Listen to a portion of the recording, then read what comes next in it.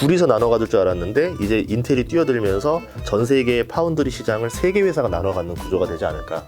그러면 삼성전자 입장에서는 성장성을 다소 조금 뺏겼다. 이렇게 볼 수 있는 겁니다. 그래서 오히려 차라리 하이닉스가 낫지 않을까라고 보고 있습니다.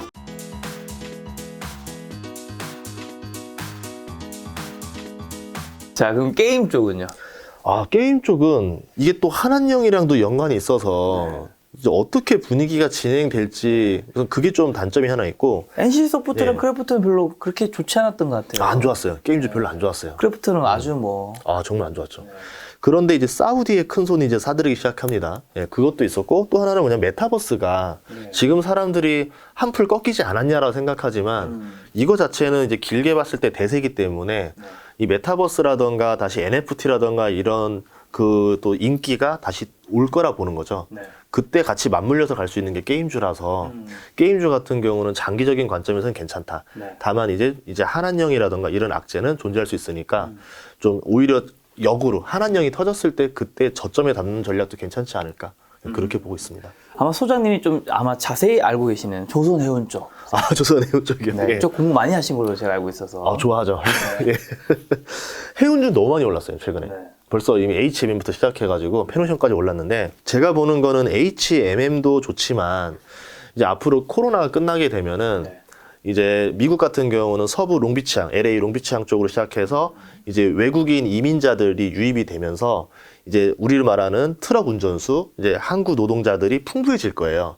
그러면 옛날처럼 이제 공급난을 겪지 않겠죠. 그러면 그동안의 배들이 여기 항구에 들어가지 못하고 막 열흘씩 대기하고 있었어야 되는데 그게 풀려버립니다. 그러면 해운사 입장에서는 배가 남아돌기 시작해요. 그럼 당연히 해운 운임이 떨어지겠죠. 이렇게 되면은 해운사 입장에서는, 컨테이너 운임사 입장에서는 오히려 손해가 날 수 있습니다. 그러니까 지금처럼 계속 성장할 수 있는 상황이 아니라는 거죠. 반대로 이제 BDI 지수 같은 경우는 그러니까 발틱 운임 지수라고 해서 건화물이에요. 원자재들, 뭐 철강석이라던가 뭐 곡물이라던가 뭐 이런 것들을 실는 것 같은 경우는 중국의 수요가 살아날 거냐 안 살아날 거냐 봐야 되는데, 중국 같은 경우는 작년 하반기에 긴축을 먼저 썼습니다. 그래가지고 경기가 꺾이는 거 아니냐는 우려가 나올 정도로 세계 경기에 침체에 영향을 줬었죠. 근데 최근에 양회, 3월 초에 양회가 벌어지면서 이제는 부양을 하겠다. 경기 부양책을 여러 개를 썼어요. 그러면 앞으로 보통 그렇게 나면 6개월 뒤에 효과가 나오거든요. 이렇게 봤을 때는 중국 쪽에서 자재 유입도 많아지고 소모가 커지면서 화학이라던가 이제 뭐 건화물 이런 쪽들이 더 좋아지지 않을까, 그렇게 보고 있습니다. 그리고 이제 최근에 이제 유가가 좀 많이 올랐기 때문에 지금 뭐 120에서 꺾였기 때문에 유가가 떨어졌다 표현할 수도 있겠지만 제가 봤을 때 이제 1년이라는 긴 관점에서 보면 거의 2배 가까이 올랐어요, 유가가. 그러면 이제 카타르라던가 이제 중동에서도 오일머니는 어느 정도 수집이 됐고, 이제 미국에서 증산을 요청할 때, 그러면 좀 더 증산을 할 수 있게 어떠한 좀 규제를 피해달라. ESG에 대해서 너무 압박하지 말고, 우리도 도와줄 테니까 약간 규제 회피를 할 수 있는 뭘 달라. 라는 조건이 나올 것 같아요. 그렇게 되면은 이제 해양 시추라던가 뭐 유조선 발주라는 게 더 늘어날 수 있지 않을까. 그렇게 되면 조선주가 더 좋아지지 않을까. 이렇게 보고 있고, 그 틈에서 그러면은 바이든이 친환경 드라이브가 본인의 메인 공약인데 원유 가격 하락을 위해서 대체 어떻게 규제 회피를 해줄 수 있을까. 본인도 그러면 하나의 조건을 걸어야 되거든요. 조건부 허가를 해줄 것 같아요. 그럼 조건부 허가가 뭐가 있을까 했을 때 예시로 들자면은 탄소 포집 기술을 장착해라. 그러고 하면은 이거에 대해서는 뭐 예를 들어서 ESG 점수에 영향을 주지 않겠다. 뭐 이렇게 해서 투자를 원활하게 하게 해주겠다. 이렇게 하면서 서로 윈윈하는 전략을 쓰지 않을까. 그럼 우리나라 입장에서는 탄소 포집 기술과 관련된 주식들이 몇 개 있거든요. 뭐 대형 건설사라던가, 뭐 대표적으로 삼성 엔지니어링이라던가 그런 기업들에게도 호재가 될 수 있다. 이렇게 볼 수 있습니다. 자, 많은 국민들의 주식, 그리고 많은 국민들의 애를 타게 한 반도체, 삼성전자, SK하이닉스, 요즘에는 어떻게 보고 계신가요? 저는 하이닉스는 항상 좋게 봐요. 왜냐하면 단순해요. 메모리 반도체 중심이기 때문에 메모리 반도체 가격이 들쭉날쭉하니까요. 그럼에도 불구하고 장기적으로는 계속 상승하고 있어요. 주식도 계속 장기적으로는 상승하고 있습니다. 그래서 오히려 하이닉스 같은 경우는 안 좋다라는 소리가 나와서 주가가 떨어질 때마다 저점에서 조금씩 그냥 적립식으로 담는 전략이 가장 어떻게 보면은 대중이 하기 편한 전략이 아닐까라고 보고 있고, 삼성전자는 변신을 시도하고 있어요.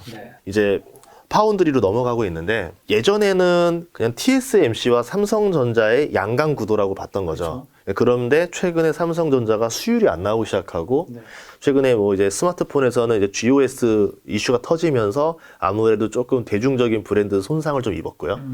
그런 상황이기 때문에 약간 좀 어려움을 겪고 있지 않을까. 그런데 또 여기에 뭐가 나왔냐면 최근에 인텔이 움직임이 좀 심상치가 않아요.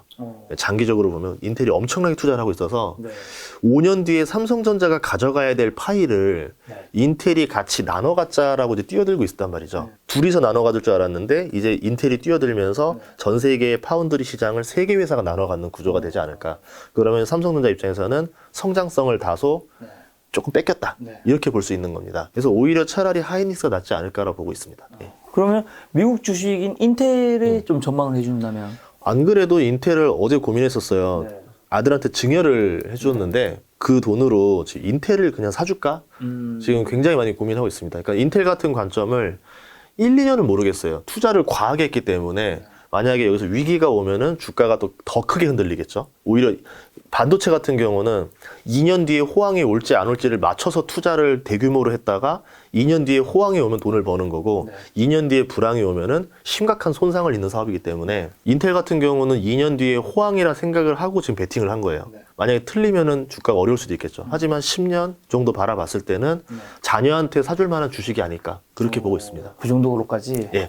왜냐하면 인텔 같은 경우는 11나노 예전에 10나노, 11나노 때만 해도 수율 뽑기 장인이라 그랬었어요. 수율이라는 게 뭐냐면 이 반도체 웨이퍼를 만들었을 때 100개 중에서 뭐 다른 데는 30개, 40개밖에 성공을 못 시켜요. 근데 인텔은 막 70개, 80개까지 성공을 시킵니다. 그러니까 마진율이 엄청나게 좋은 거죠. 근데 이제 3나노, 4나노, 3나노 이렇게 가게 되면서 인텔이 잠깐 박자를 놓쳤는데 딱 상황을 보니까 다 2나노에서 만나겠구나 된 거죠. 그러면 지금은 뭐 나노 경쟁을 하고 있지만 인텔이 과감하게 투자하고 2년, 3년 됐을 때는 보통 이제 2나노쯤에서 이제 거의 이제 기술의 한계는 거의 끝난 거고 그 다음엔 수율을 얼마나 잘 뽑냐의 경쟁으로 넘어가지 않을까.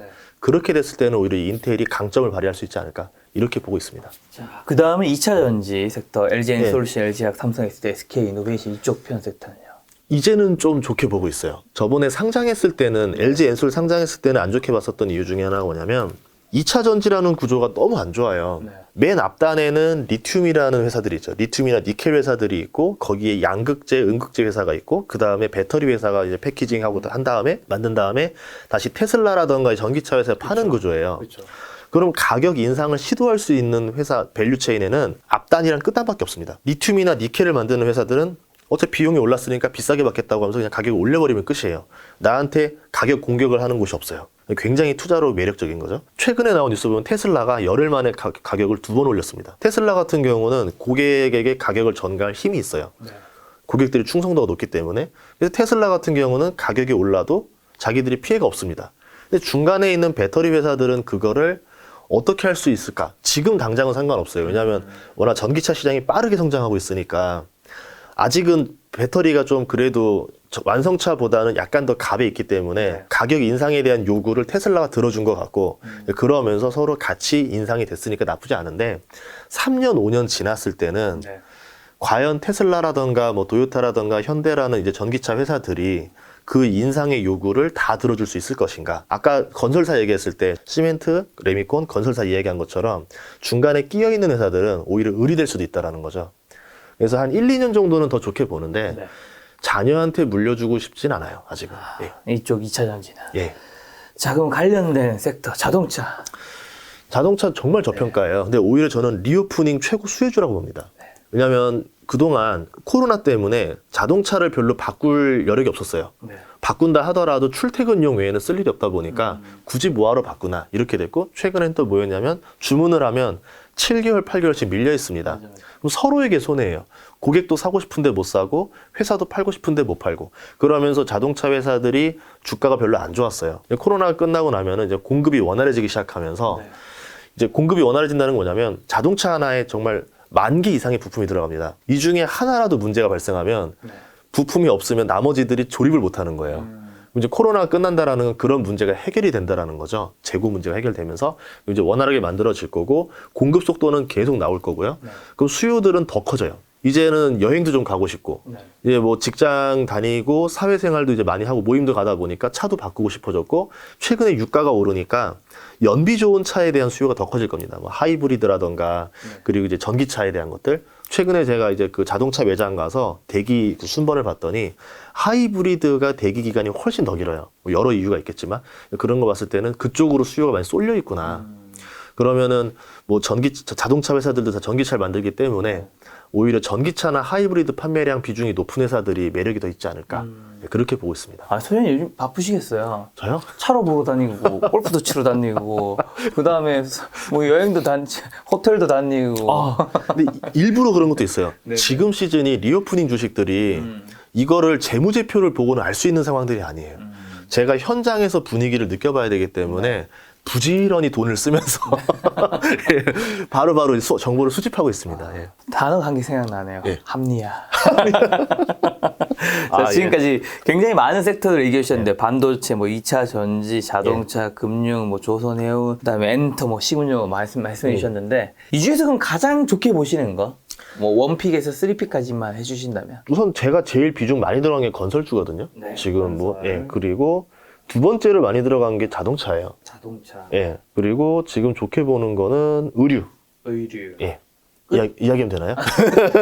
아, 다 좋긴 한데 호텔도 괜찮아요. 네네. 항공이랑 호텔의 차이가 하나 있어요. 네. 항공은 구조조정을 못했습니다.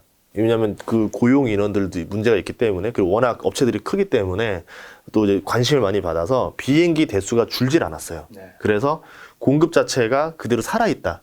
근데 호텔 같은 경우는 서울을 돌아다녀 보면 많은 호텔들이 문을 닫았습니다. 네. 닫아서 오피스텔이라든가 이런 걸 많이 전환을 했어요.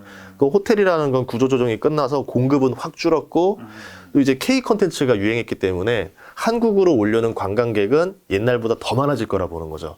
그럼 공급은 줄고 수요는 더 늘었으니까 호텔 가격 단가가 더 많이 오를 거다. 가장 빠르게 튀어오를 거다. 그래서 호텔주들도 잘 보면 좋지 않을까 이렇게 보고 있습니다.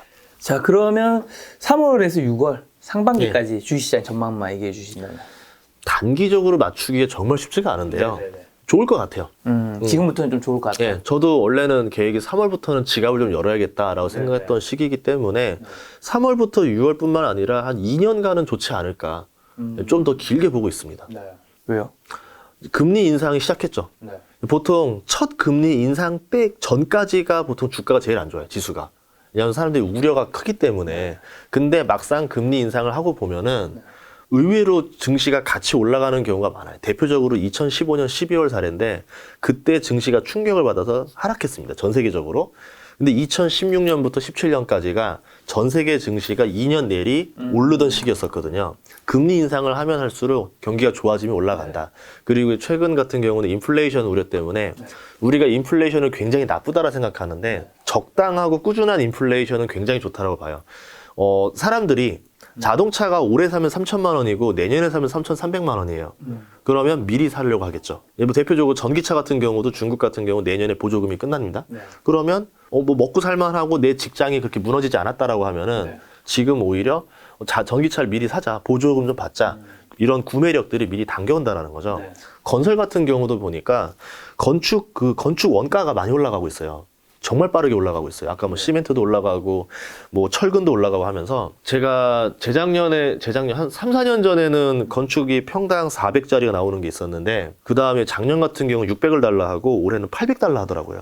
건축 원가가 너무 빠르게 올라가니까 미리 짓는 게 싼 거예요. 네. 그러면 앞으로의 구입을 땡겨오니까 인플레이션이 좋을 수 있다. 근데 이 인플레이션이 너무 빠르게 벌어지면 말했던 대로 경제 성장률 위로 올라가면서 눌러버리는데 금리 인상을 통해서 물가를 적당히 잡아주는 겁니다. 계속 브레이크를 2년 동안 10번씩 끊어서 밟는다 생각하면 돼요. 그러면은 오히려 건전하게 좋아지지 않을까 그렇게 보고 있습니다. 올해는 내년도 좀 굉장히 좋게 보시는데 예. 상반기만 좀 투자 포인트 및 눈여겨봐야 할 뭐 변수 요것만 확인할 게 있을까요? 예, 두 가지가 있는데요. 네. 하나는 리오프닝. 안 그래도 좋아지려고 하는 상황에서 리오프닝이 터지게 되면은 훨씬 더 좋아지겠죠. 부스터를 쓰는 효과가 나는데 이 부스터가 과연 2분기에 나올 거냐, 3분기에 나올 거냐 봤을 때 2분기에 나올 가능성이 더 높지 않을까. 이제 여러 나라들이 코로나 확진자가 많이 떨어지진 않았지만 그냥 엔데믹으로 가자 이렇게 지금 생각을 많이 하고 있거든요. 예, 그러면서 오히려 3월에서 6월이 되게 리오프닝 관련주들이 더 많이 꿈틀꿈틀 되지 않을까 이렇게 보고 있고요. 하나의 악재는 이제 아까 말했던 대로 중국입니다. 러시아 사태에도 이제 거의 뭐 마무리가 될 거라고 보여지고 있고, 최근에 또 나온 사태는 사우디 사태인데, 사우디가 석유 결제를, 원유 결제를 위안화로 하겠다라는 걸 협의하고 있어요.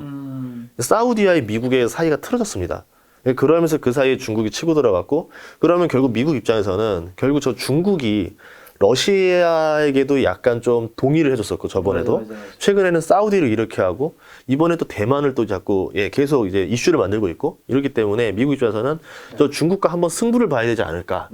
이제 경제도 슬슬 좀 회복돼 가는 것 같으니까, 그렇게 되면은 2018년에 재연이 다시 벌어진다라는 거죠. 그래서 악재와 호재가 공존하고 있다 보시면 될 것 같아요. 두 가지를 참고해야 된다. 예. 근데 어쨌든 우리나라 증시가 좀 오르려면 이 기관과 외국인, 개인 중에서 외국인이 좀 들어와야 되잖아요. 예. 제가 알기로 외국인 국내 주식 투자 자금이 지난해 11월부터 올해 1월까지는 굉장히 순유입세였는데 예. 2월 달 굉장히 순유치 많이 된 걸로 알고 있고 지금 달러도 굉장히 강세잖아요. 예. 과연 좀 들어올 수 있을까요? 그래서 오히려 좋다고 생각하는 거예요. 외국인 입장에서는 환율이 계속 올라가면 올라갈수록 불리해져요. 그러니까요. 그러니까 당연히 환율이 올라가는 만큼 바스켓을 비우는 거예요. 팔고 나가요. 그리고 외국인들이 들어오는 자금이 액티브 자금이 아니에요. 외국인 중에서 나는 HMM을 사고 싶어 해서 들어온 사람들이 아니라 그냥 한국의 어떤 밸런스 포트폴리오 비중을 맞추기 위해서 프로그램으로 유입되는 경우가 굉장히 많거든요. 그러면 2조 2천억이 빠져나갔다라는 거는 결국은 다시 바스켓을 채워야 되는 자금이라는 거죠. 그럼 이게 언제 들어올 것인가? 환율이 떨어질 때. 환율이 떨어지게 되면 본인들이 아무거나 사두기만 해도 환차익으로 다시 돈을 법니다. 그러면 이중으로 돈을 벌 수 있는 거죠. 그래서 오히려 환율이 올라가면 올라갈수록 외국인들 입장에서는 저점이라 생각할 가능성이 있다. 그럼 저점 유입 시기가 나올 수 있기 때문에 저는 오히려 긍정적인 요소로 보고 있습니다. 오히려 지금 환율 오른 지금이 이제 바스켓을 채우려고 준비하고 있을 것이다. 예. 그게 언제인지는 알 수는 없죠. 알 수 없다. 네, 알 수 없는데 오히려 이제 FOMC도 끝나고 금리 인상도 됐고 이제 러시아라든가 이런 원자재 이슈만 좀 떨어지고 나면은 아무래도 이제 중국이라든가 중국 부양책도 효과를 볼 수 있는 시기가 다가오고 있고 우리나라도 정권이 바뀌고 정책이나 공약이 나오면서 분주하게 또 이제 또 포트폴리오 변화들이 있을 것 같아요. 그럴 때 타이밍을 보고 들어오지 않을까 싶습니다.